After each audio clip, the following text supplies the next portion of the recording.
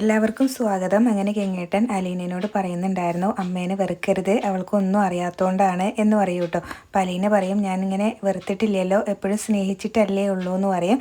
പിന്നീട് ഗംഗേട്ടൻ പറയുന്നുണ്ടായിരുന്നു, ഇനി നിനക്ക് ഒരു ശല്യം ഉണ്ടാവില്ല, ഞങ്ങളെ കൊണ്ട്, കൊല്ലപ്പള്ളിക്കാരെ കൊണ്ട് ഒരു ശല്യവും ഉണ്ടാവില്ല എന്നിങ്ങനെ പറയും കേട്ടോ. അത് കഴിഞ്ഞ് പിന്നീട് ബാലേന്ദ്രൻ്റെ അടുത്തേക്ക് ചെല്ലുന്നുണ്ടായിരുന്നു. എന്നിട്ട് ബാലേന്ദ്ര എന്നിങ്ങനെ വിളിക്കുക, എന്നിട്ട് പറയുകയാണ്, വൈജ നിൻ്റെ മുന്നിൽ എന്നും തെറ്റുകാരിയാണ്, അത് മരണം വരെ അങ്ങനെ തന്നെ ആയിരിക്കും.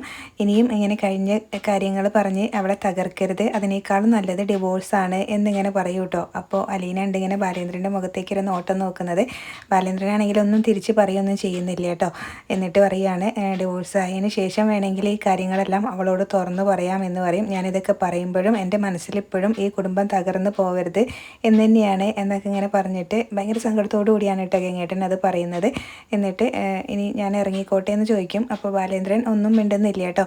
അത് കഴിഞ്ഞ് പിന്നീട് അലീനയുടെ അടുത്തേക്ക് ചെല്ലുകയാണ് ഗംഗേട്ടൻ. എന്നിട്ട് മോളെ ഞാൻ ഇറങ്ങാട്ടോ എന്ന് പറയും. അപ്പം അലീന ആന്നിങ്ങനെ പറയൂ കേട്ടോ. അപ്പോൾ ഗംഗേട്ടനാണെങ്കിലും അത് കഴിഞ്ഞ് അവിടെ നിന്ന് അങ്ങ് ഇറങ്ങിപ്പോവും. അത് കഴിഞ്ഞ് പിന്നീട് ഗോവർദ്ധനെ വിളിക്കുകയാണ് ബാലേന്ദ്രൻ. അപ്പോൾ വൈജയ്ക്ക് എന്തോ സർജറി ഉണ്ട്, അപ്പോൾ അതിന് വേണ്ടിയിട്ട് 8 മണിക്ക് ഇങ്ങനെ സർജറിക്ക് കൊണ്ടുപോകുമെന്ന് ഗോവർദ്ധൻ പറയുമ്പോൾ അവിടെ ആരെയാണ് ഉള്ളതെന്ന് ചോദിക്കും. അപ്പോൾ ഇവിടെ ഞാനും സുലോചനയും മാത്രമേ ഉള്ളൂ എന്ന് പറയുമ്പോൾ ബാലേന്ദ്രൻ ചോദിക്കുന്നുണ്ടായിരുന്നു, കൊല്ലപ്പള്ളിക്കാർ ആരും ഇല്ലേന്ന്. അപ്പോൾ ഇല്ല എന്ന് പറയും കേട്ടോ.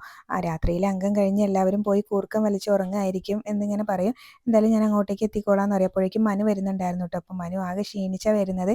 ബാലേന്ദ്രൻ ചോദിക്കുന്നുണ്ട്, നീ ആകെ അലമ്പായല്ലോ, നീ എവിടേക്ക് പോയി എന്ന് ചോദിക്കുന്നുണ്ട് കേട്ടോ. അപ്പോൾ ഒന്നും പറയണ്ട അങ്കിളെ, ഞാൻ ആദ്യം ശാസ്തമംഗലത്തെ രാവുണ്ണിയമ്മയുടെ മകൻ്റെ മകനുണ്ടല്ലോ അവിടെ പോയി. അപ്പോൾ അവിടെ ചെന്നിട്ടില്ല എന്ന് അറിഞ്ഞപ്പോൾ പിന്നെ ഗോകുലിൻ്റെ വീട്ടിൽ പോയി എന്ന് പറയും കേട്ടോ.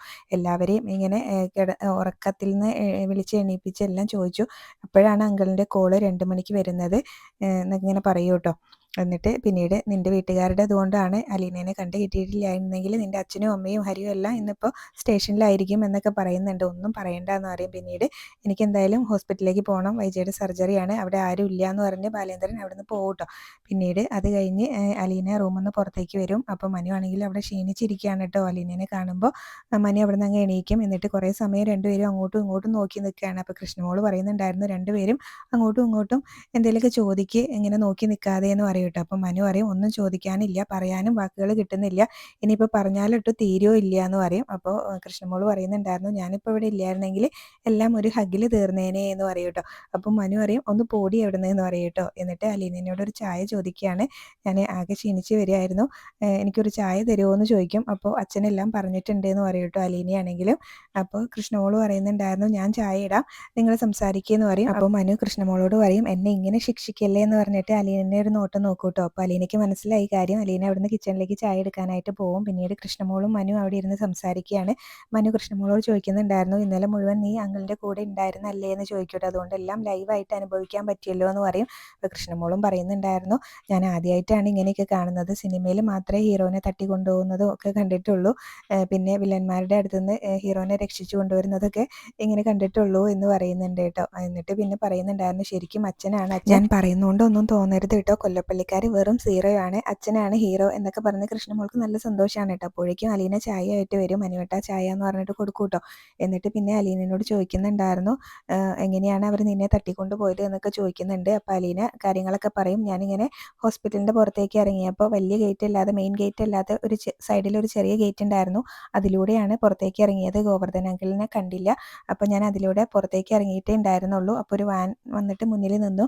അപ്പോൾ സൈഡിലാണെങ്കിൽ ഗേറ്റല്ല മതിലും, ഇപ്പുറത്താണെങ്കിൽ വാനും, എനിക്കൊന്നും തിരിയാൻ പോലും ഒരു സമയം കിട്ടിയില്ല. അപ്പോഴേക്കും രണ്ടുപേര് ചേർന്ന് എന്നെ വാനിനുള്ളിലേക്ക് കയറ്റി, എന്നിട്ട് കൈയും കെട്ടി അതുപോലെ തന്നെ വായും മൂടി കെട്ടി എന്ന് പറയൂ കേട്ടോ. പിന്നെ എനിക്കൊന്നും ചെയ്യാൻ പറ്റുന്നുണ്ടായിരുന്നില്ല എന്ന് പറയുന്നുണ്ട്. പിന്നെ വാൻ എങ്ങനെ ഓടിക്കൊണ്ടിരിക്കുകയാണ്, കൊല്ലാനാണോ അതോ ഇനിയിപ്പം മനം കെടുത്താനാണോ കൊണ്ടുപോകുന്നത് ഒന്നും അറിയില്ല എന്ന് പറയും. പിന്നീട് ആ വീട്ടിൽ കൊണ്ടുപോയി ആ റൂമിലിട്ട് കാര്യങ്ങളൊക്കെ പറയുന്നുണ്ടായിരുന്നു. ആ റൂം മനുഷ്യർ താമസിക്കുന്ന റൂമൊന്നുമല്ല, കുറേ വയറിങ്ങിൻ്റെ സാധനങ്ങളും അതുപോലെ തന്നെ പ്ലൈവുഡ് കട്ടിങ്സും ഒക്കെ ഉണ്ടായിരുന്നു എന്ന് പറയൂ കേട്ടോ. അപ്പോൾ റൂമിൽ കയറിയ ഉടനെ തന്നെ ഞാനിങ്ങനെ വായിലെ ടാപ്പും എല്ലാം വലിച്ചൂരിയിട്ടുണ്ടായിരുന്നു, അതുപോലെ തന്നെ ഡോറിൻ്റെ ലോക്കും അകത്തുനിന്ന് കുറ്റിയിട്ടു എന്ന് പറയുന്നുണ്ട് കേട്ടോ. എന്നിട്ട് പിന്നെ അവിടെ ഒരു ആക്സോ ബ്ലേഡ് ഉണ്ടായിരുന്നു, അത് ഇങ്ങനെ എടുത്തിട്ട് വായ കൊണ്ട് കടിച്ച് പിടിച്ച് കയ്യിൽ ടാപ്പ് ഒട്ടിച്ചതെല്ലാം അങ്ങനെ ഇതാക്കി എന്ന് പറയുന്നുണ്ട്. പിന്നീട് ഇങ്ങനെ അവർ വന്ന് ഇങ്ങനെ വാതിലിന് ചവിട്ടി പിടിക്കുകയൊക്കെ ചെയ്യുന്നുണ്ടായിരുന്നു. അപ്പോൾ എന്തായാലും അവർക്കത് വാതിൽ ചവിട്ടി പൊളിക്കാൻ പറ്റും. അപ്പോൾ കൂടുതൽ അത് തുറക്കാതിരിക്കാൻ വേണ്ടിയിട്ട് ഞാൻ അവിടെ നോക്കുന്ന സമയത്ത് അവിടെ ഒരു പ്ലാസ്റ്റിക് ബാഗിൽ ചുറ്റികയുമാണ് പ്ലൈവുഡ് കട്ടിങ്സും എല്ലാം ഉണ്ടായിരുന്നു. അപ്പോൾ അതൊക്കെ എടുത്ത് അടിച്ചു വെച്ചു എന്ന് പറയുകയാണ് കേട്ടോ. കുറേ അവർ വാതിലിങ്ങനെ തുറക്കാൻ പറഞ്ഞ് കുറേ ചീത്ത പറഞ്ഞിട്ട് അങ്ങ് പോയി എന്ന് പറയുന്നുണ്ട്. അത് കഴിഞ്ഞ് പിന്നീട് ജനലിൻ്റെ അവിടെ വന്ന് കുറേ ചീത്ത വിളിച്ചു, വാതിൽ തുറക്കടി എന്നൊക്കെ പറഞ്ഞു എന്ന് പറയുന്നുണ്ട്. അപ്പോൾ ചേച്ചിക്ക് ആകെ പേടിയായില്ലേ, അപ്പോൾ സമയം എത്രയായി കാണും, അത് കഴിഞ്ഞിട്ട് കുറേ സമയം കഴിഞ്ഞിട്ടാണോ ഞങ്ങൾ അങ്ങോട്ടേക്ക് എത്തിയതെന്നൊക്കെ കൃഷ്ണമോള് ചോദിക്കുന്നുണ്ടായിരുന്നു കേട്ടോ. അപ്പോൾ സമയം എത്രയായി എന്നുള്ളൊരു ധാരണയൊന്നും ഉണ്ടായിരുന്നില്ല, പേടി മാത്രമായിരുന്നു മനസ്സിൽ എന്നിങ്ങനെ അലീന പറയുന്നുണ്ട്. അപ്പോൾ പ്ലൈവുഡ് കട്ടിങ്സ് എല്ലാം എടുത്ത് ആണി അടിച്ച് വെച്ചു എന്ന് പറഞ്ഞപ്പോൾ മനു ആണെങ്കിലും കൈ ഇങ്ങ് താ, ഇതെന്ന് പറയുന്നത് ധൈര്യം, അങ്ങനെ മനു എന്നൊക്കെ പറയുന്നത് എന്ന് പറഞ്ഞിട്ട് അലീനേനെ ഇതാക്കുന്നുണ്ട് കേട്ടോ. ആ സമയത്ത് അങ്ങനെ ചെയ്യാൻ തോന്നിയിട്ടില്ലായിരുന്നെങ്കിലോ അവർക്ക് വാതിൽ പെട്ടെന്ന് ഈസി ആയിട്ട് ചവിട്ടി പൊളിക്കാൻ പറ്റുമായിരുന്നല്ലോ. അപ്പോൾ മനു അത് സമ്മതിക്കുന്നുണ്ട് കേട്ടോ, അലീനയുടെ കൈയൊക്കെ പിടിച്ച്. പിന്നീട് അത് കഴിഞ്ഞിട്ടാണ് ഒരു വിളി കേട്ടത് പുറത്തുനിന്ന്, മോളെ എന്നുള്ളൊരു വിളി. അച്ഛനായിരുന്നു അത് എന്നിങ്ങനെ പറയും. അപ്പോൾ കൃഷ്ണമോള് സന്തോഷത്തോടു കൂടി നല്ല ചിരിച്ചിട്ട് പറയുന്നുണ്ടായിരുന്നു, അതെൻ്റെ അച്ഛനാണ് എന്നിങ്ങനെ പറയേ. പിന്നീട് മനു ആണെങ്കിലും അലീനയുടെ കൈയൊക്കെ ഇങ്ങനെ പിടിച്ച് ആശ്വസിപ്പിക്കുന്നുണ്ടായിരുന്നേ. അത് കഴിഞ്ഞ് കാണിക്കുന്നത് പിന്നെ 2 സിസ്റ്റർമാരെയാണ്. അപ്പോൾ അവിടെ ഒരാൾ കാണാൻ വന്നിട്ടുണ്ടായിരുന്നു കേട്ടോ. അപ്പോൾ ഒരു സിസ്റ്റർ മറ്റേ സിസ്റ്ററിന് പരിചയപ്പെടുത്തി കൊടുക്കുന്നുണ്ടായിരുന്നു, ഇത് രമേശൻ നായരാണ്, മദറിനെ ഒന്ന് കാണണമെന്നാണ് പറയുന്നതെന്ന് പറയും. അപ്പോൾ മദർ ഒരു ധ്യാനത്തിന് പോയതാണ് എന്ന് പറയൂ കേട്ടോ. അപ്പോൾ എന്താ വന്നതെന്ന് ചോദിക്കുമ്പോൾ എനിക്കൊരു കാര്യം അറിയാൻ വേണ്ടിയിട്ടായിരുന്നു എന്ന് പറയും. അപ്പോൾ എന്താ എന്ന് വെച്ചാൽ ചോദിച്ചോളൂ എന്ന് പറയും. അപ്പോൾ പറയുന്നുണ്ടായിരുന്നു, എനിക്ക് വേണ്ടപ്പെട്ട ആരെങ്കിലും കാണണം, ഇവിടെ നേരത്തെ ഒരു സ്ഥാപനം ഉണ്ടായിരുന്നല്ലോ സ്നേഹനികേതൻ എന്ന് പറഞ്ഞിട്ടില്ല എന്ന് പറയും. അപ്പോൾ അതിലൊരു സിസ്റ്റർ പറയുന്നുണ്ടായിരുന്നു, അതിങ്ങനെ ഇപ്പോൾ നിർത്തേണ്ടി വന്നു, ആ സ്ഥാപനം ഇപ്പം ഇല്ല എന്ന് പറയും കേട്ടോ. അപ്പോൾ അതൊക്കെ അറിഞ്ഞിട്ടാണ് ഞാൻ വന്നത് എന്ന് പറയും. അപ്പോൾ എന്താ നിങ്ങൾക്ക് അറിയേണ്ടത്, ഞങ്ങൾക്ക് അറിയാവുന്നതാണെങ്കിൽ പറഞ്ഞുതരാമെന്ന് പറയുന്നുണ്ട് കേട്ടോ, പറയാൻ പറ്റുന്നതാണെങ്കിൽ പറയാമെന്ന് പറയുന്നുണ്ട്. അപ്പോൾ അയാൾ ചോദിക്കും, ഇവിടെ ഒരു പെൺകുട്ടി ഉണ്ടായിരുന്നില്ലേ എന്ന് ചോദിക്കും. അപ്പോൾ അവർ പറയുന്നുണ്ടായിരുന്നു, ഇവിടെ ഒരുപാട് പെൺകുട്ടികൾ ഉണ്ടായിരുന്നു, അതിൽ ഏത് പെൺകുട്ടീനെ കുറിച്ചാണ് അറിയേണ്ടത്, എന്താ അവളുടെ പേര് എന്ന് ചോദിക്കുന്നുണ്ട്. അപ്പോൾ അയാൾക്ക് പേരൊന്നും അറിയില്ല കേട്ടോ, പേരൊന്നും ഇപ്പോൾ ഓർമ്മയില്ല എന്ന് പറയുന്നുണ്ട്. അപ്പോൾ പിന്നെ അലീനേനെയും അതുപോലെ തന്നെ ചിന്നുമോളെയും രേവതിക്കുട്ടീനെയൊക്കെ കുറിച്ച് പറയുന്നുണ്ട് കേട്ടോ. ഇവിടുന്ന് ഒരുപാട് കുട്ടികളെ ഇങ്ങനെ മറ്റു ഓർഫനേജിലേക്കും അതുപോലെ തന്നെ കുറച്ച് പെൺകുട്ടികളെ ഇങ്ങനെ ഹൗസ് മെയ്ഡായിട്ട് നിൽക്കാനൊക്കെ പറഞ്ഞയച്ചിട്ടുണ്ട് എന്ന് പറയും. അപ്പോൾ അവർക്ക് അയാൾക്ക് പേരൊന്നും അറിയില്ല കേട്ടോ. അപ്പോൾ രേവതിക്കുട്ടിയാണെങ്കിൽ ഇപ്പോൾ പാലായിലാണ്, ചിന്നുമോള് കൊല്ലത്താണ് എന്നൊക്കെ പറയുന്നുണ്ട്. പിന്നീട് അയാൾ അതൊക്കെ പറഞ്ഞ് അവിടുന്ന് പോകട്ടോ. പിന്നീട് രേവതിക്കുട്ടീനെയും മാമച്ചായനെയും ഗ്രേസ് അമ്മേനെയൊക്കെയാണ് കാണിക്കുന്നത്. അവർ ടോണീനെ വിളിക്കുകയാണ് കേട്ടോ. ടോണിയുടെ വീട്ടിലെ ലാൻഡ് ഫോണിലേക്കാണ് വിളിക്കുന്നത്. അപ്പോൾ ടോണിയുടെ അച്ഛനാട്ടോ ഫോൺ എടുക്കുന്നത്.